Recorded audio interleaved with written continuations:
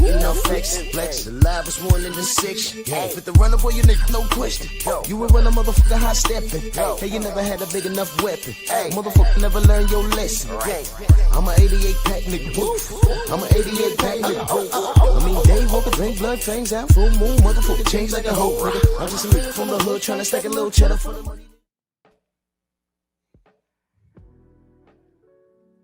Yeah, buddy. Feels good to be home. Yeah, buddy. Come on in, smash the like button. Drew Titan Bronx on deck. Shout out to the mighty LDBC. There's some things I want to get to. Let's do this roll call real quick.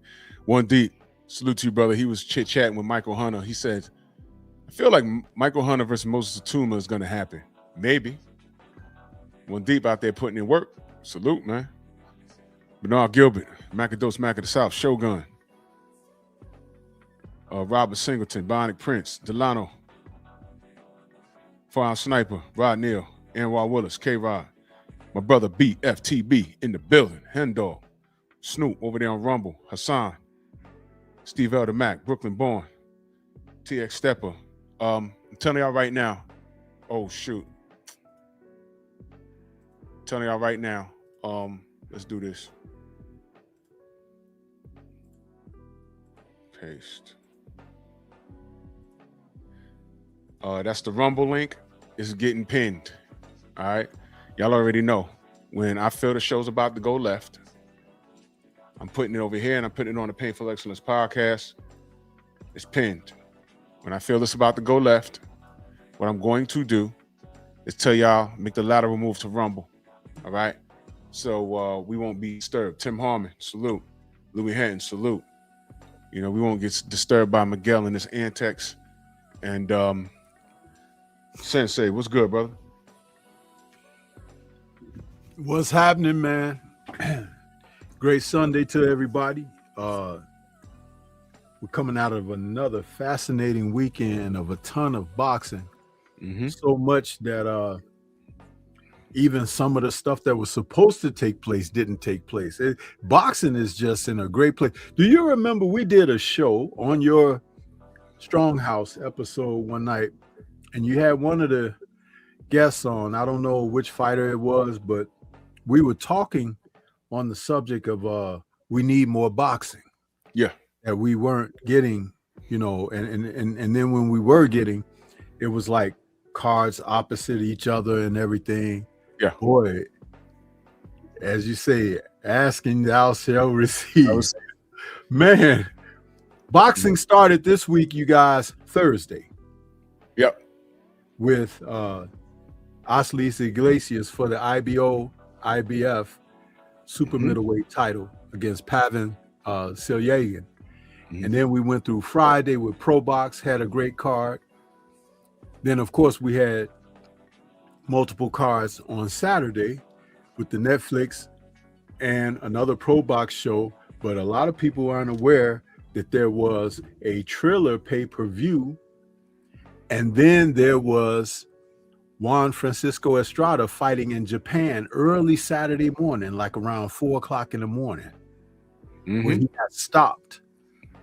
So we had, I mean, a boatload of boxing, man. And I'm just excited for it because this is what I had been asking for a couple of years ago when we had that show and we were talking about it. So the postman has delivered.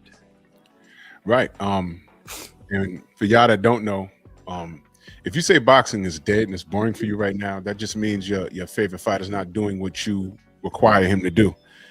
That's why the sensei always says, watch the sport, you know, because your favorite fighter might let you down. Now, you mentioned the name Aslis Iglesias.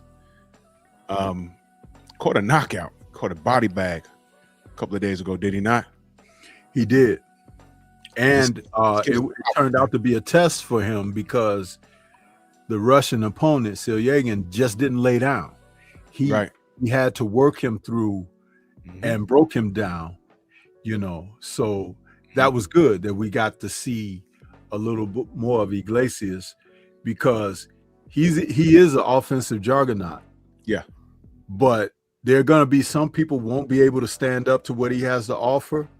And then those who are a little bit more durable He's gonna have to bring the skill set out. Yeah. And that was only his 15th professional fight.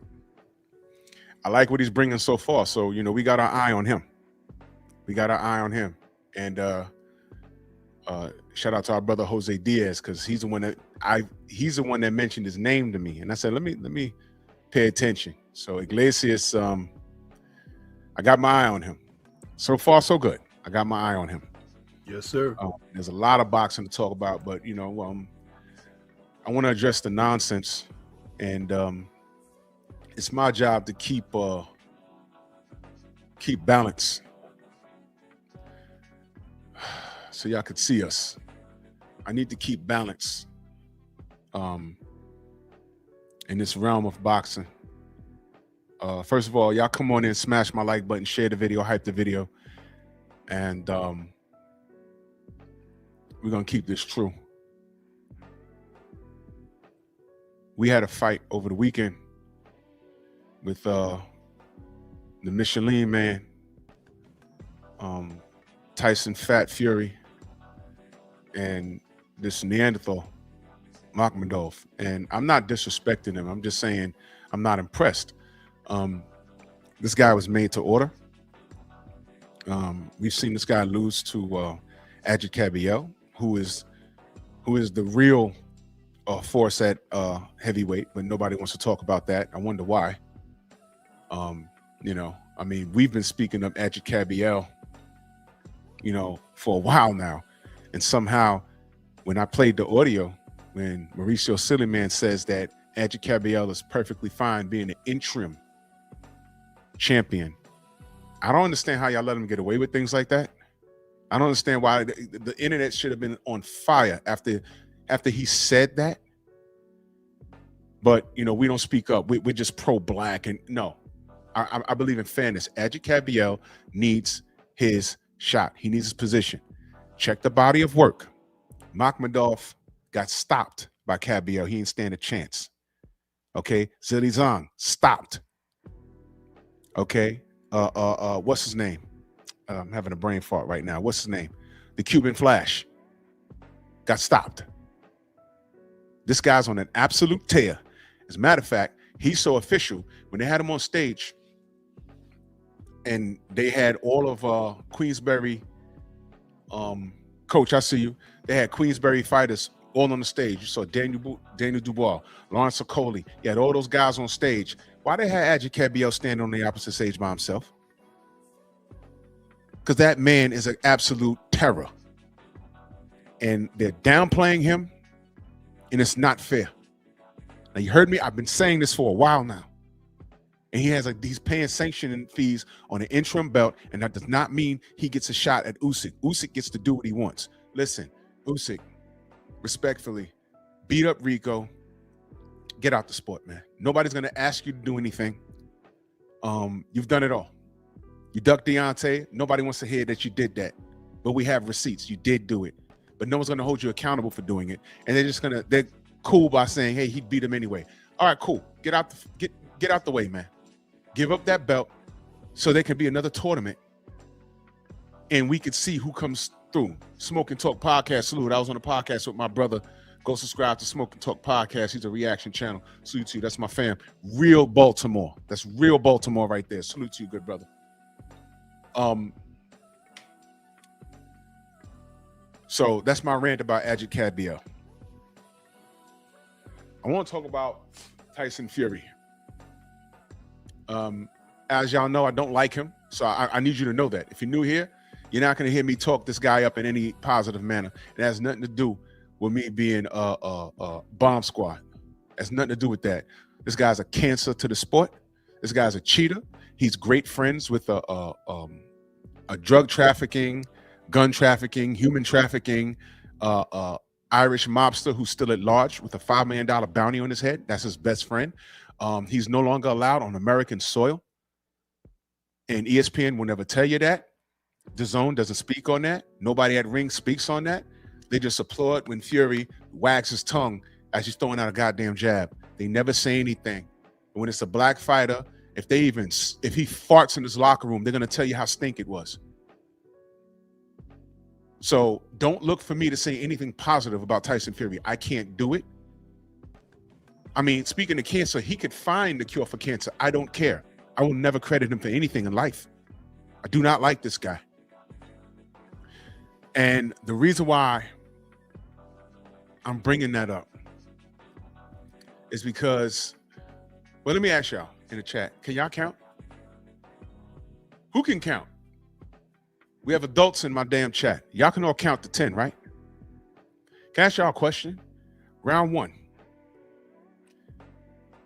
How many clinches were there between him and Makhmudov? How many? How many? By the time we got to the end of round two, how many clinches were there? Can y'all tell me? All right, here's my third question. How many clinches was in round one? How many clinches at the end of round two? My third question is this. You ready? What happened to the goddamn clinch counter? Because I remember there was one. All you Devin Haney haters. What fight did they start a quote-unquote clinch counter? What fight was that? And let me educate you. Why y'all talking to me like I didn't go through a decade of Vladimir Klitschko? Why y'all talking to me like I didn't go through at least a good 4 years of watching John Ruiz? And salute to John. He's a friend of the Strong House. But I told him when he was up here, I said, yo, your style, it was somewhat of an eyesore, but John Ruiz didn't duck no smoke. I gave him credit. But y'all know what I'm talking about. There was never a clinch counter for that. Y'all don't even know what, JC, my brother, salute. Y'all don't even know when the clinch counter started. But it should have started against Vladimir Klitschko. By the end of round two, there was like 15 to 16 clinches. By the end of round two, nobody said anything. And I listened. Nobody said anything. Can y'all count? And then y'all get upset. And y'all know who I'm talking to. Let me move this up here. Do you know why I put those pictures there? Teddy Atlas, Simon Jordan, Larry Merchant, Max Kellerman. This mofo that bit his wife. Let me ask y'all a question. Okay? I ask y'all a question. Jim Lampley. Do y'all know he has a bit of a criminal record? Do y'all know that? You know he beat his woman? You know about that? Do y'all ever talk about that? Do you ever talk about that? Do y'all remember when he referred to Floyd Mayweather Jr. as a son of a bitch when he left HBO and went to Showtime? Do you remember that? I was listening that night. He referred to him as a son of a bitch. The man who was keeping HBO afloat. That was at the time the pay-per-view king and the king of boxing. He referred to Floyd as a son of a bitch. Y'all remember these things? He called him something far worse. Oh, yeah. Oh, yeah. I could make a mixtape of how disrespectful Larry Merchant was to all kinds of black fighters. Bernard Hopkins, Larry Holmes, Floyd Mayweather. Do you know Max Kellerman stole Champ Side's entire criteria in real time about a pound for pound list? Y'all know. It happened in real time. We were like, I was listening like, oh shit, didn't Champ Side just? Yeah. Teddy Atlas, you want me to talk about Teddy Atlas? Y'all praise him because he's such a knowledgeable guy. But don't ever forget this. If you see this meme anywhere, know that the night this happened, I took a picture of my TV because I couldn't believe he said that straight to Bud and Andre Ward. Both undefeated, both black. And after Bud, I think he just beat Ndongo this night. I could be wrong. Unprovoked, Teddy Atlas told them straight to their face, I think Lomachenko's #1 pound for pound. Can y'all count? Can y'all count? Let me ask you a question. What happened to get it back in blood? How many times have you heard that? When Devin was chasing around Ryan Garcia. How many times you've heard that? Get it back in blood. Did Lomachenko get it back with Orlando Salido? Yeah, I was just about to say, let's slow it down on the can you count part, because let's count the number of fights that Lomachenko had at that time when Teddy was trying to say what he was saying about those two men in front of them on Bud's night of victory. And how many fights was Bud at that time, and Ward, where was he at with his career at that time? The number of fights. So it's like both men undefeated, both men, well, Ward would go on to be undisputed, but Bud was already an undisputed champion with the victory over in Ngannou. What is it? In Ngannou, in Francis, the African brother that he Julian Ndongo. Ndongo, yeah. Those names, I get them mixed up. Yeah. So, very close, actually. Yeah. Yeah. So what was interesting is, and salute to Tay, she's hollering me out there in the chat. What's interesting is that Bud, for all he had accomplished, was 30 wins in, 30 plus. Ward, I think, was 20 plus, almost 30, or right, because close to 30. So this guy, Loma, only had 14 fights and had already lost in his second career fight. Second. Can y'all count? Can you count? His second career fight. But wait, it gets better. He didn't want to run it back. What?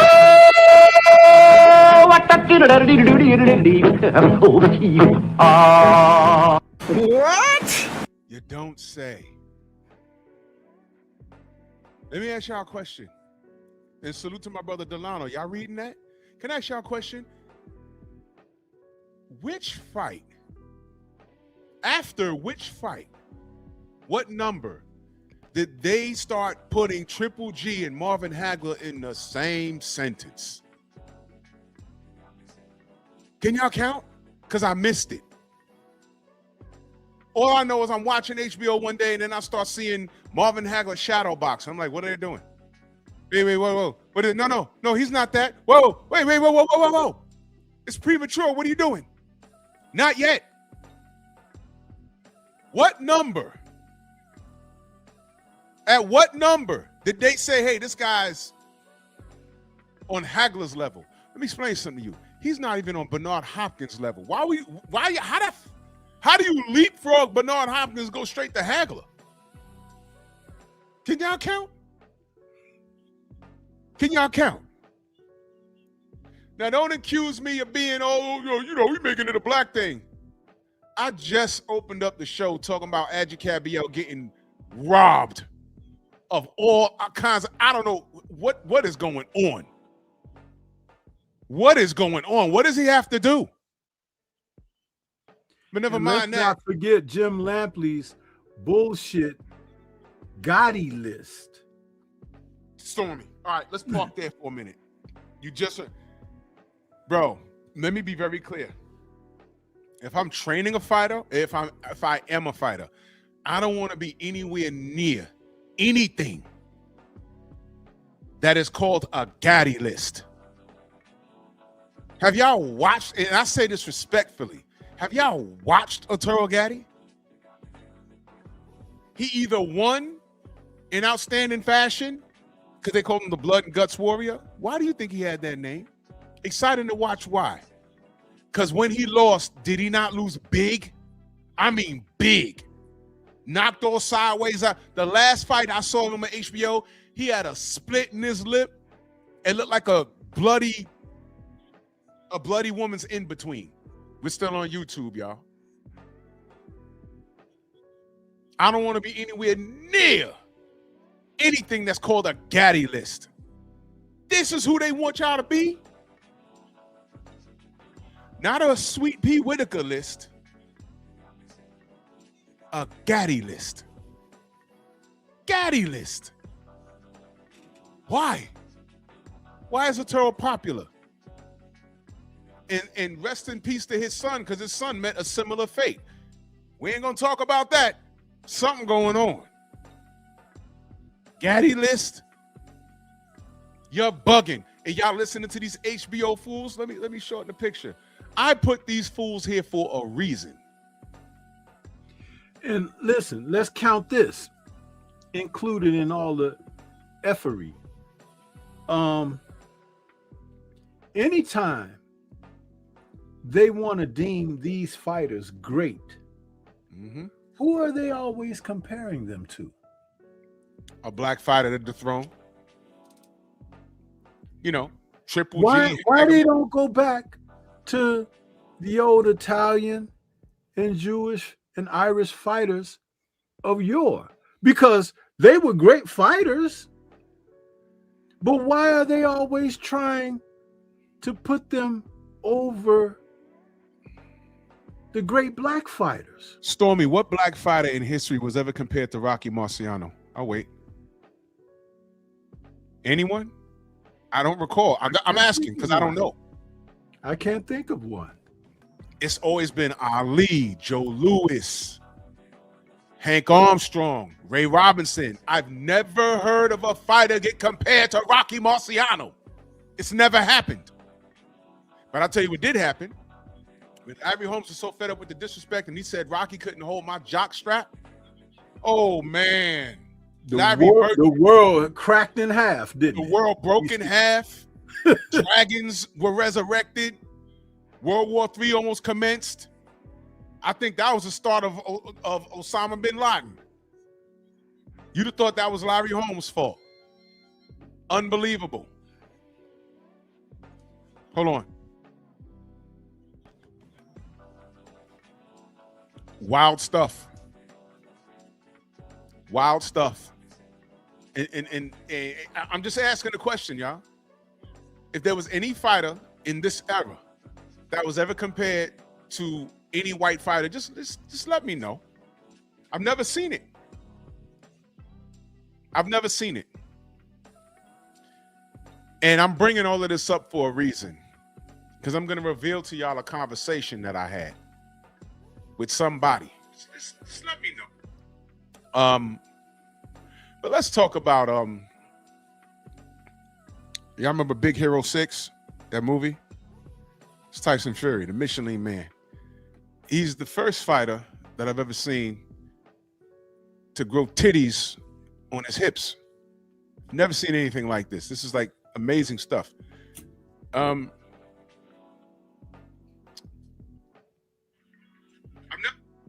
not sold on this dude. And what's worse is Anthony Joshua is a boo dissy.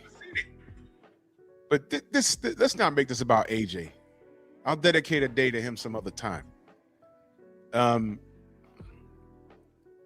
Tyson Fury is disgusting, but he exists off the heels of white supremacy. I asked, can y'all count? And I asked y'all to count the clinches between rounds 1 and the end of round 2. Nobody said anything disrespectful in reference to Makhmudov, his performance, which was ridiculous. Nobody said anything about Tyson Fury's lack of power, which was ridiculous. That's gone. But no one's saying anything. You know, remember Sugar Hill said, I told him how to turn his punches. So if he told him how to turn his punches, there should have been more skulls being cracked. It's never happened. All right. This guy went 12 rounds with Tyson Fury and there was no bone crushing power. But buffoons like these guys, Merchant, Lampley, Kellerman, Simon Jordan. Oh, I'm not the Fury guy. I'm not the Fury guy. But you waited until Deontay came to your show after all these times just to say, I think you made an excuse about your suit being heavy. It's bollocks. You stupid ass colonizer. All right. You were in the same boat as Tyson Fury. I don't care if you sat there and said, I'm not a Fury guy. You're a POS, and I hope you perish in a car fire. I mean that. I put Teddy Atlas there as an example. What he said to Andre Ward and Bud Crawford, completely unprovoked. Sometimes I feel like I'm the only person that saw that. He dead ass told them that. And Ward was still active at that time. That was before the two Kovalev fights. And that was right before the Henry Bruselas fight. I mean, Henry Bruselas, no. Who did he fight before he fought Kovalev? His last name began with a B. It wasn't Henry Bruselas. That was the guy that Floyd beat up. I forgot. But that was before he went to 175, man. When KK Kovalev was the killer, the crusher, killed someone in the ring. Oh, Andre, don't bully Triple G. Although Triple G was trying to go to 68 to fight Chavez Jr., they told him, don't bother Triple G. Go up in weight and fight KK Kovalev. And he went up in weight, didn't ask for a catch weight or nothing. He went up there and handled business, not once but twice. But prior to that, Teddy Atlas said, I think Lomachenko's #1 pound for mother effing pound. You really said that, bro? Straight to their face, man. No chaser. Can y'all count? Count the levels of disrespect. You on mute, brother. You know what that was like? It was like Teddy had gotten so fed up with the present day circumstances of black dominance in the sport, yeah, that he couldn't hold it no more. Yeah, these guys and can't help let it out. Now, he didn't come out with expletives and using words and rhetoric that Larry Merchant would later use, you know, with Floyd Mayweather. But boy, I'd be damned if he wasn't feeling it. Yeah. And the worst part of that is this. Teddy came up under the tutelage of Cus D'Amato. Cus D'Amato had 3 champions, Jose Torres, Floyd Patterson, and Mike Tyson, that were they were prominent fighters in their careers, each of them for different reasons, and they all had different personalities, but had success. So Teddy, under the tutelage of Cus, understood that Cus knew the mind of fighters. But his privileged background, which is probably, I will say alleged, but Teddy, you know, he's got a severe injury, and you can see it on him every day that he walks this earth. Yep. But it probably happened because of that inner self. Probably. Yeah, I know what you're saying. If I was a guessing betting man, I would say that was born of that. But see, it's that type of loss of discipline that can put you in a bad position. Now, when he said that to those 2 young men on television like that, he should have just held that to himself, because who became his world champion? Do you remember? His world, Teddy's world champion. Let me help you real quick. Oh, Michael Moore. Michael Moore. Absolutely. Yeah. Absolutely. Mook, what up, Mook? And what color is Michael Moore? What ethnicity? Yep. Put him on the map, didn't he? Yep. Sure did. No, Robert Singleton. Go Michael back Moore. and check your history, brother. You said heavyweight. No, it wasn't Tim Bradley. It was Michael Moore. I said who became his first champion. Tim Bradley came Moore. Years later that he worked with Tim Bradley. Years later. But the whole point of that is that he got put on the map because he was riding the coattails of what Cuss had taught him, but Cuss had a different sense toward the fight game. He was a very secretive man. He had contacts and people in dark places as well-to-do. But Cuss was a fighter's trainer. He was. And that's why Teddy and Cuss clashed when it came to young Mike Tyson with some of the issues Mike would have and everything. But it's just that Cuss was at an advanced age, unfortunately. Yeah. And I believe had he not been at such an advanced age and he could have been with Mike a little longer, you know, things could have been a lot different for Mike. Because, you know, being able to read someone who has talent, ability, and something within. Do you know that Cuss and Ali were great friends? Yeah. And I got something to say to that. When Ali was going into his fight against George Foreman, it was Cuss that told Ali he's a sucker for the right hand. And with the speed that you have, you can hit him with lead rights. Go back and watch the fight between Ali and Foreman. In the first round, I think Ali threw about 8 lead right hands. And most of them landed on George Foreman's chin. Cuss and Ali had a special relationship. They even documented it, some of it on film. But they would talk to each other on the phone and everything. So where is that prejudice, that bias, that bigoted sensibility that comes from a lot of these guys? Cuss didn't display that. He told Floyd Patterson, don't fight Sonny Liston. He told him, this guy will knock you into the mouth, Floyd. He tried to tell him. But Floyd wanted, you know, he didn't want the press talking about him and he's running and this and that. And hey, history became what it was. But see, this is what, when I say these things, I want people to understand. You got certain folks out there, like what we're talking about now, they show that bias and the bigotry and the prejudice. Then you have others who live above that. Ray Arcel with Roberto Duran, a third world countryman that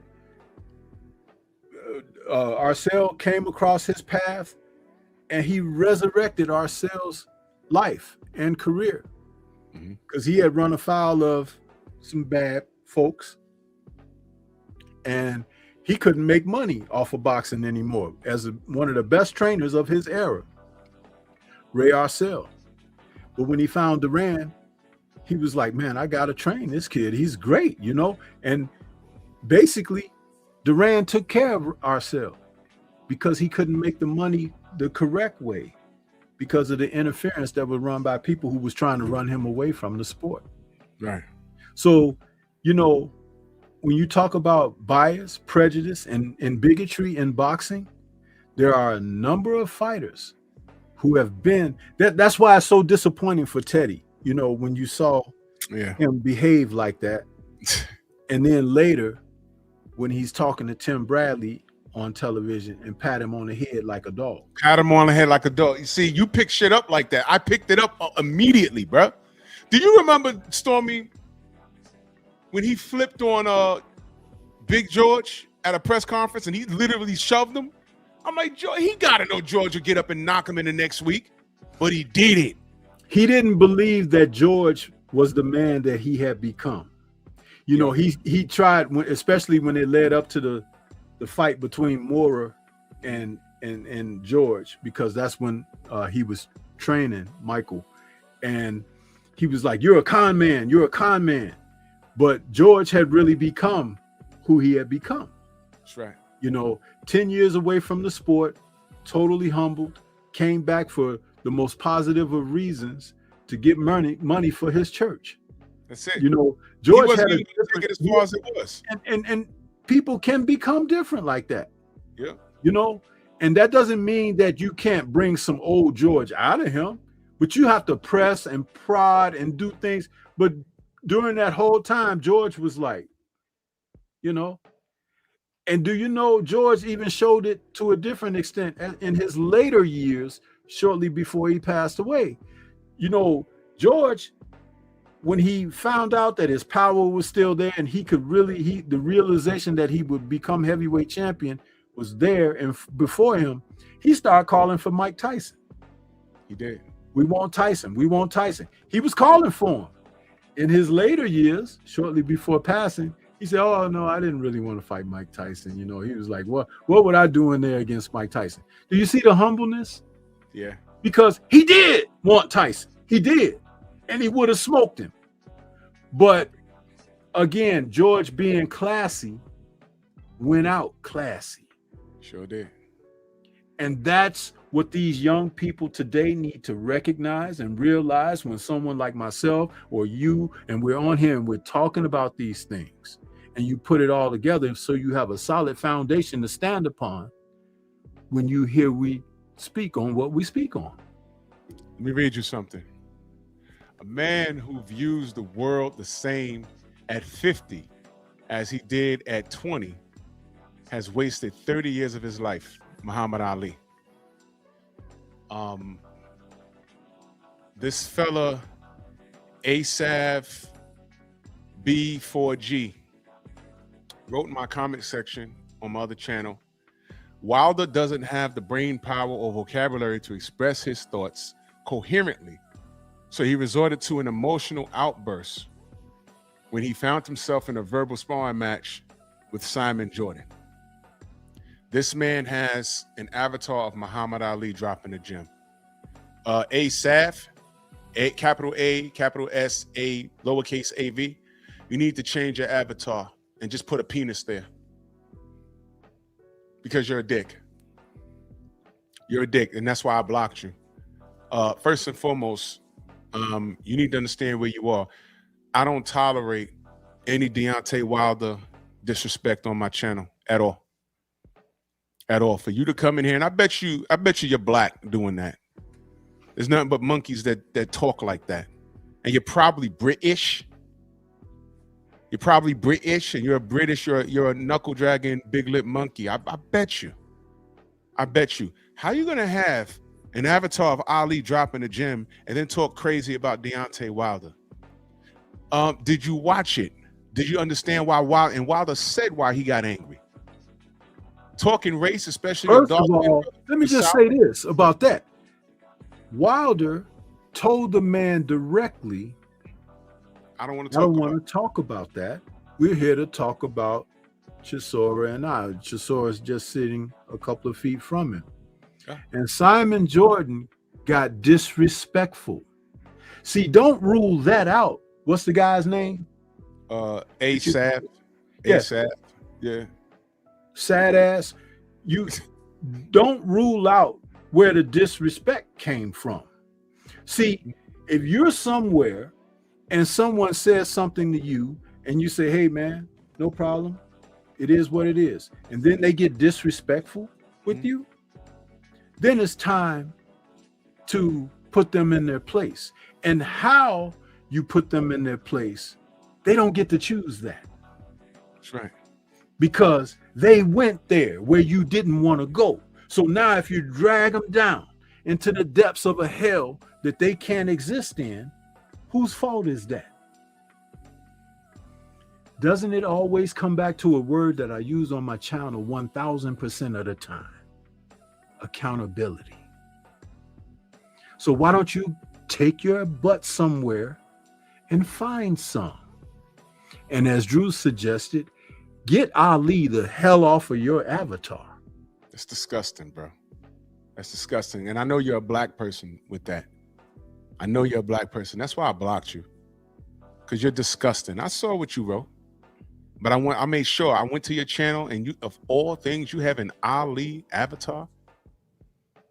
You slave, you are out your cotton picking mind. If you're British, you might not understand that that's a bar. That's what we call a bar. You slave. You're disgusting. The man said, I'm not a Fury guy. But he waited literally 3 years later to do that at that moment. You got two black fighters. One was British. They were supposed to be talking about the fight. But he had the Fury thing on his mind. And guess what? He said he's not a Fury guy. So why are you even talking that whole situation up? And you know you're not a Fury guy because you know what kind of person Fury is. And he's not a Wilder guy either, even more so. But check this out. This shows how dumb Simon Jordan is, stupid Simon Jordan is, ignorant that Simon Jordan is. Because he never had the chance to sit and talk with Wilder in this type of environment and circumstance before in the past at all. There's an old saying of killing people with kindness. He could have been respectful and genuine with Wilder to a degree and say, hey, be self-effacing, saying, you know, I've been wanting to have a sit down with you for the longest of time. Mm-hmm. I respect your body of work and things that you have accomplished. It's great to have you here. Honey lips, sweet to the soul. Mm-hmm. But again, like I said about these guys and Atlas and Lampley, mm-hmm. they couldn't hold that bias, bigoted, prejudiced aspect out of the colonizer's heart. So he had to attack right away. He had to. Hey, Sav, do you see the white men I have in this picture? You didn't agree with anything that we said about every guy on this picture, Tyson Fury included. You went straight at Wilder, and I bet you're black. I bet you are.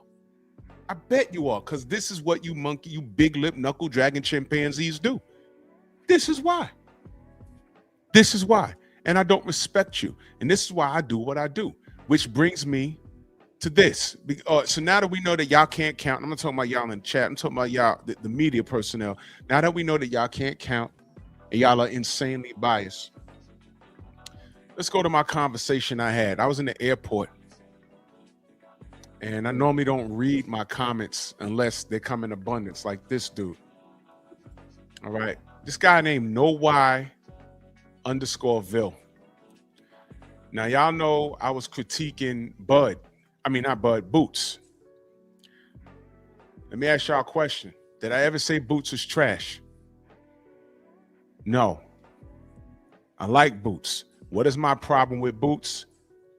I, for the life of me, will never agree him going over there to work with Eddie Hearn. He set himself up for failure. That's just as bad as a black fighter signing up for Top Rank. It's ridiculous. So I said that in my life. And here comes a Boots protector. Will you have gotten a cut of the money if Boots did pay Haney for info on being independent? Because if not, your critique is weird as hell, good brother.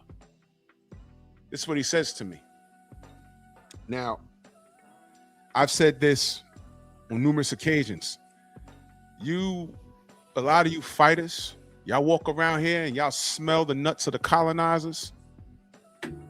Eddie Hearn and Bob Arum and, all these guys, Oscar De La Hoya. And I'm like, why y'all act like Bill Haney ain't on that level?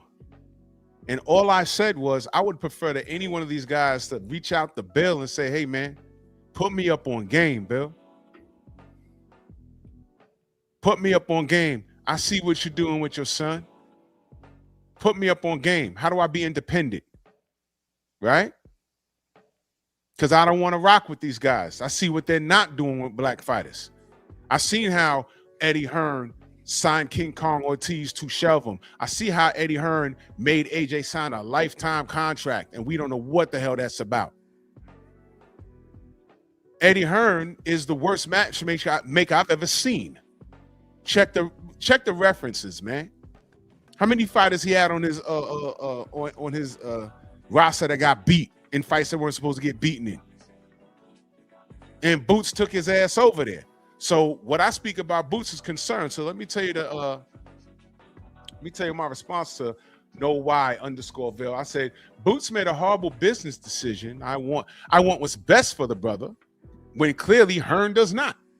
You can attempt to insult me if you like, but the difference between you and I is I want brothers like Boots, Devin, Bud, Errol, and Deontay continued success.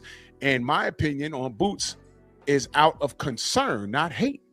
Don't be upset with me, good brother. Pray for Boots. I got him smoking Zayas. How about you? So what I did there was I diffused him, because sometimes you got to exercise some patience. So I did that. His response was, I'm always for fighters getting more money, but I'm pretty sure Boots is doing okay as far as that. Let me stop right there. We don't know that. And it's Eddie Hearn. And I don't trust that, but I'll continue. He's already former unified, lineal champ, and headed for it again at 154. We don't know that. There's a guy up there named Sebastian Fundora. We don't know that. I still think it's very weird to criticize a guy over some contract, but if you care that much, there's an obvious answer. You should convince Haney to stop handling the knowledge, good brother, problem solved. I'm sorry, he said hoarding the knowledge. Why choose to be a gatekeeper when you can just leave the gate open? You see what he just did? Now it's Bill's fault for not reaching out to fighters and showing them how to run their own business. Did this nigga just gaslight the fuck out of me? Or he tried to? So now it's Bill's fault. It's Bill's fault that Bud took his ass over there. It's Bill's fault that, I don't know, Shakur came out the Olympics with a silver medal and went to top rank. That's Bill's fault, things like that. So here's my response. We don't know what Boots is doing financially. We don't know what Boots is doing financially. All I know is that I trust Hearn. All I know is that to trust Hearn is ridiculous. As far as Haney is concerned, hoarding information is a reach. What is Haney supposed to do? Reach out to these dudes? They can speak the bill anytime they want. The issue is that all of these black fighters would rather work with the non-black than their own. I look at AJ. He generated all that money versus Jake Paul, but he had to give up over 50% of it. That's the God's honest truth. And 50% of that probably went to Hearn. But Boots still went over there. Why? When he could have learned to promote himself. Why didn't he go to Bill and ask how to run his own business instead of going to the colonizer? That is not Bill's fault. Boots has to own that, not Bill. His response, you're right. We don't know what the particulars of Boots and AJ's deal was with Hearn. That's why it's not worth talking about. And it's damn sure not worth criticizing them over. Is Hearn a snake? Looks like it to me, but it's snakes everywhere in business. Now here he go saying, okay, he's a snake, but everybody's a snake. More reason why you should be independent. He says, and yes, Haney should have reached out to all fighters and explained that he might have that they might be missing out on. Folks don't know what they don't know. What's stopping him from getting online and explaining all the loopholes he's found? From outside looking in, absolutely nothing. It's just a weirdo power trip. Let me stop right there and just answer that simply and succinctly. Because when you're good at something, you don't do it for free. Thank you. And now, I mentioned that. Nobody suggested to these guys like Bitchins and some of the others to get on national televised apps, international televised apps, and say F the Haneys. Mm-hmm. And F you, Bill, specifically. Or for other curmudgeons who go out there and tell people on social media, when I see him, I'll slap him. Come on. You see, who haven't you heard talk about slapping Ed Hearn or Frank Warren or Bob Arum? Talk to him. You see, who have you heard talking about slapping those guys? And another thing, if you look at what Bill has accrued with what he's doing, he's been able to not only set an example that enlightenment will follow and people who can see the light can follow, but those who are bound by their own ignorance will be subjected to what's awaiting them. Anthony Joshua, Jerron Boots Ennis, Conor Ben, you're watching it unfold before you. All you have to do is look at his body of work. He has ruined more fighters than he has helped progress and elevate. It's obvious. There are fighters out here, even in the women's division of boxing, who have been damaged by Hearn and being involved with him. Yeah. And see, but nobody wants to talk about that. The body of work. Your work precedes you. You could talk about him being a snake all you want to. Allegedly, there was a snake in the Garden of Eden, right? Sure was. But that didn't stop people from obeying what the snake had to offer with their charms.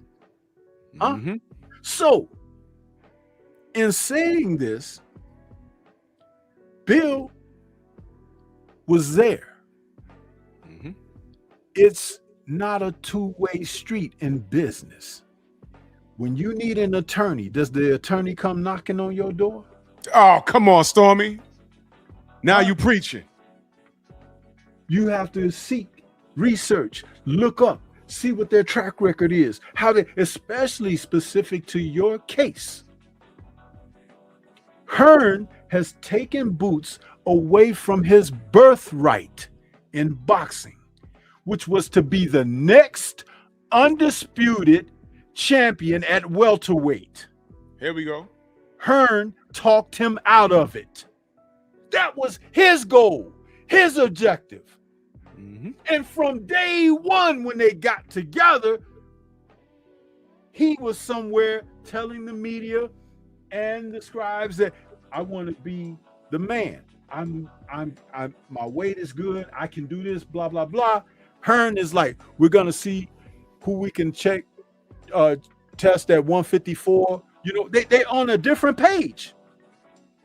Where were you all talking about that? And guess what? Just because he's getting ready to challenge this young man, Xander Zayas, at 154, doesn't mean he's going to be at 154 what he was at 147. There you go. This because is a problem. If you look at his body of work, he was pulling up a lot of smaller guys. That he was beating the crap out of. Fouling with punches behind the head, pinpoint shot thrown behind the ear, and all of this stuff. But if you know what you're looking at when you watch boxing, you would be able to see that, not the glitz and the glamour and the false fur that he wears when he takes his ass into the ring. See, I see it all. You don't, because you got glitter and stardust in your eyes. But I'm going to tell you this. Xander is a young boy that's at 154, and he's going up to higher weights because he's 23 years old. Yep. How old is Boots? He's 28. Yep. He's smack in the middle of a prime that Xander ain't even reached yet. Boots needed a tune-up, a lima bean, if you want to call it, when he moved to 154. Someone you had never even heard of. He didn't ask for the likes of the contenders at that weight. What's the young man, Ramos Jr. and those guys? He didn't ask for that. He didn't ask for Brian Mendoza and those guys. He didn't even ask for Tim Tszyu, and Tim Tszyu was looking to fight anybody. So, what's up with that? In other words, the track record that Hearn runs, and Drew had already talked this out and pointed it out, that Conor Benn was going to be in the works. That's right. Until he pulled a fast one on Ed Hearn. And left, yeah. So now that's kind of off the table. But this Zayas thing, don't put all your socks in one boot, because you're going to probably end up recognizing that you got sandals on with no steel toes to protect your feet. Y'all didn't hear me when I said, hold on a second.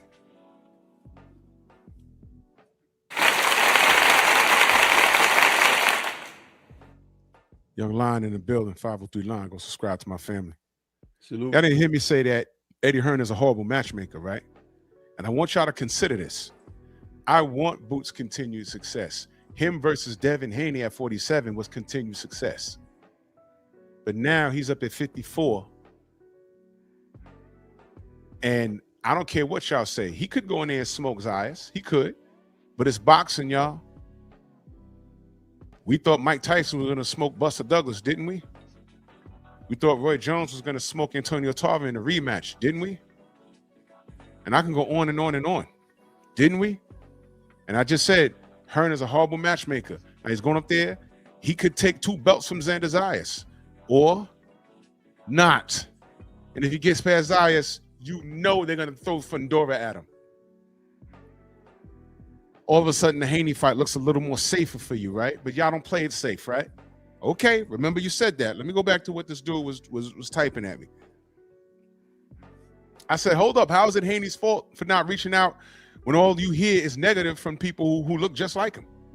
The issue is black people don't respect their own. That's what Stormy just said. This is why Boots is with Hearn and not independent. If he wanted to get educated, why didn't he just ask Bill how to do it? But he goes to Hearn, who's a known snake? That's just disgusting. So you think it was Bill who was supposed to reach out to fighters and educate them when they're resistant to him in this atmosphere? Because all I hear is about, I'm going to fuck Bill up and fuck Bill and fuck this and motherfuck Bill and Bill. But he's supposed to be reaching out to those people talking crazy about him. Yo, let me show you how to run your own business. F you, Bill. You just want me to stay away from your son.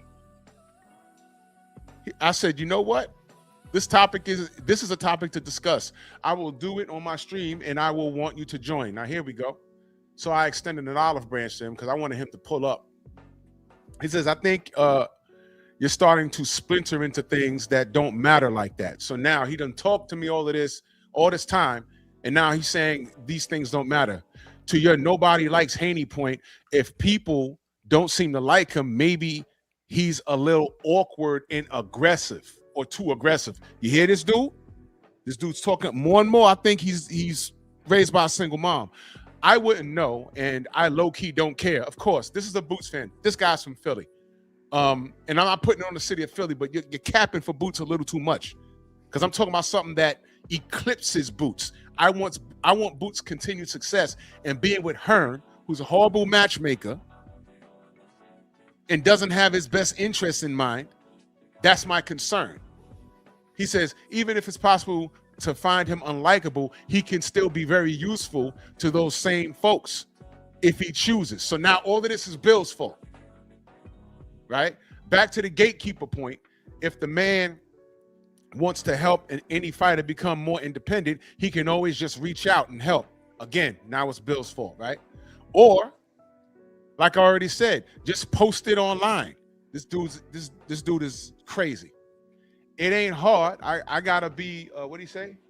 It ain't that hard, good brother.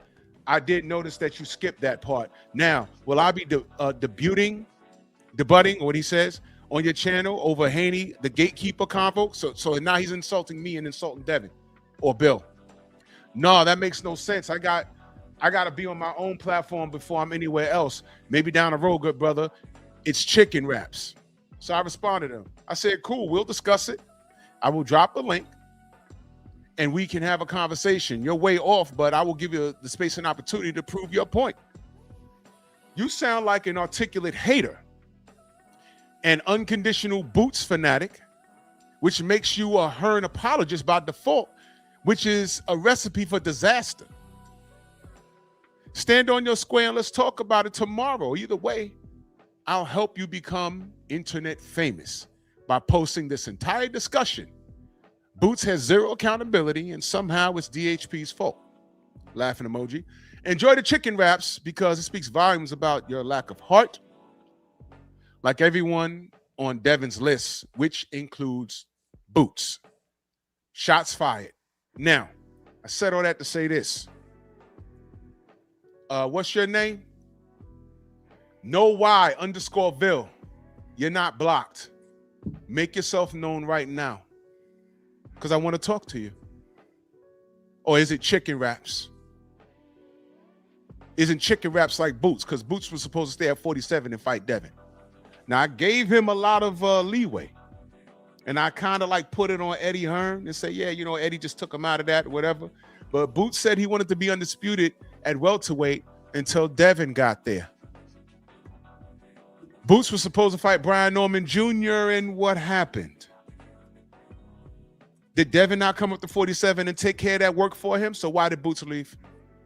Don't talk to me about he couldn't make the weight. Devin was at 135 for like damn near 6 or 7 years. That was never his weight. So, Mr. What's your name? No why. At KNOWYY. I'm sorry. WHY_VILL. Make yourself known, young man. Let's have a conversation. I want the smoke. You're off. You're wrong. You're a Boots apologist, and you're what you call an articulate hater. And I don't believe you. I think you're full of shit. Now it's Bill's fault that these dudes are running amok. You listen, Cameron Duncan, I play the soundbite all the time. There is a no black fighter rule at Top Rank.